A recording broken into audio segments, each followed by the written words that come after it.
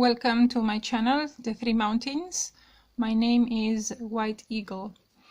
First of all, I would like to clarify that my books are free to download. On video 14 you can see how to download them, and I will advise you and anybody to download them, please, and to study them, not just to read the books, but to study them, to meditate on them, to absorb all the meanings, and to understand how the path goes. These videos are, in honesty, my reflections on some points that I happen to live along the path. They do not make the, they are not essential to the path. All that there is to know about the path are in my books. So, as I said, my videos are just my own reflections now that I look back. And today I would like to continue with the topic of the Secret Order of Tibet and the 10 Pillars of Buddhism. Basically, I woke up one time in the astral, and I was in a building site with Master Samael, and he was directing other people to lift these huge heavy pillars, and there were 10 pillars. And he was guiding the people to, he was telling them to be careful, and that each column, each pillar must stand straight, and not, it needs to be perfect. And when I asked what's this about, he just said to me, a man must stand straight. So let's continue about this, try to decode what was going on. So before I go from here, I want to show you that I only included 6 pillars. I couldn't draw the 10 columns, the 10 pillars, but actually there were 10. That's what I want to emphasize. Now, what he said to me next is the following. He said to me, in the astral, that all 10 columns must stand straight.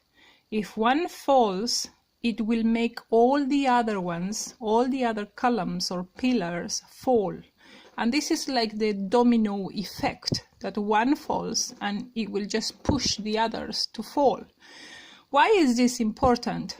Because remember, you are on the path and you are building the man. The true man needs to stand up straight one day, and it will take years along the path. And when the time comes for you, for Master Samael to make your columns or your pillars stand straight, then they need to be perfect, standing, straight. And there shouldn't be any mistakes. Why not? Because if one of them is not standing properly, then it will throw the other columns, and eventually your tree will fall to the ground. So all the efforts that you put on the path, it will be wasted. So the result will be catastrophic. The tree will fall to the ground. That's why it's important. Now, what has this got to do with the Secret Order of Tibet, you may be wondering? Well, if you go and want to be accepted in the Secret Order of Tibet as a nun or as a monk, I suppose you will know beforehand that you will be expected to take some vows. And these vows are spiritual precepts, or, spiritual points, or that you will have to accept in your life and train in them. So these vows are personal, and in your heart you have to take them, but it is up to you. And if you take them or break them, it's your life as a future tree in the astral. Remember, again, these 10 pillars have to do with 10 spiritual precepts that the Secret Order of Tibet will request from you to uphold in your life. Let's see them. Just a moment. Now, it says, and it reads, that the 10 spiritual precepts says that you are meant to take training in the following. So nobody is expecting you to behave upright, without any making any mistake, or you are going to be training in these precepts in your life. The first one, it goes like this: I undertake the item of training which consists in abstention from killing living beings. And it gives you the reason that you should show love. Yes, so each one of the precepts starts like this, by saying, I undertake the item of training, which consists in, yes, number 2, in abstention from taking what is not given. So we need generosity. We need to develop, generosity. Number 3, we will be training in abstention from sexual misconduct. And of course, here you must understand that alchemy is required of you, yes, with your spouse, one spouse. Number 4, training in abstention from false speech, or truthfulness.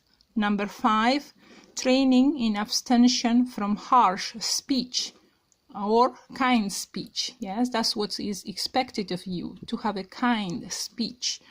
Number 6, abstention from frivolous speech. Yes, that your speech must be meaningful. Number 7, abstention from slanderous speech or harmonious speech. That is what is expected of you. Number 8, abstention from greed. That you must develop tranquility. Number 9, training in abstention from hatred, and that you are expected to develop compassion for all human beings.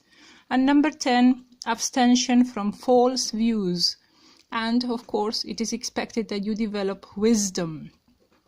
Each precept will grow into a pillar after many years, and each pillar must stand up straight in the future.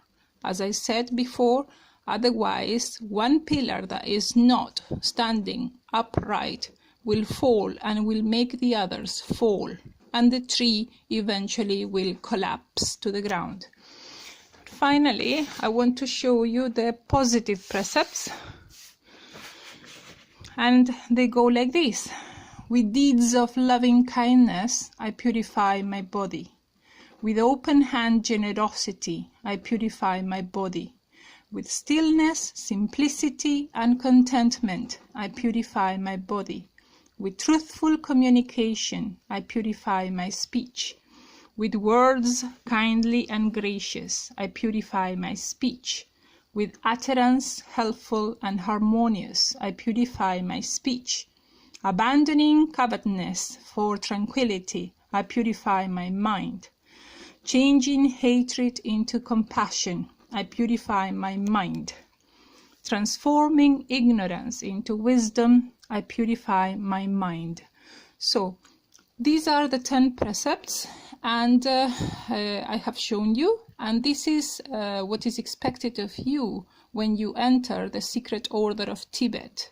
As I said, those chosen for the path of the 3 mountains must enter as well the Secret Order of Tibet. And these are the vows that are expected from you to fulfill. One day, when you have grown these precepts into pillars, then at some point, Master Samael or another master will help you make them straight, make them stand straight for the man, the true man, to appear. Thanks for watching, and I see you in my next video.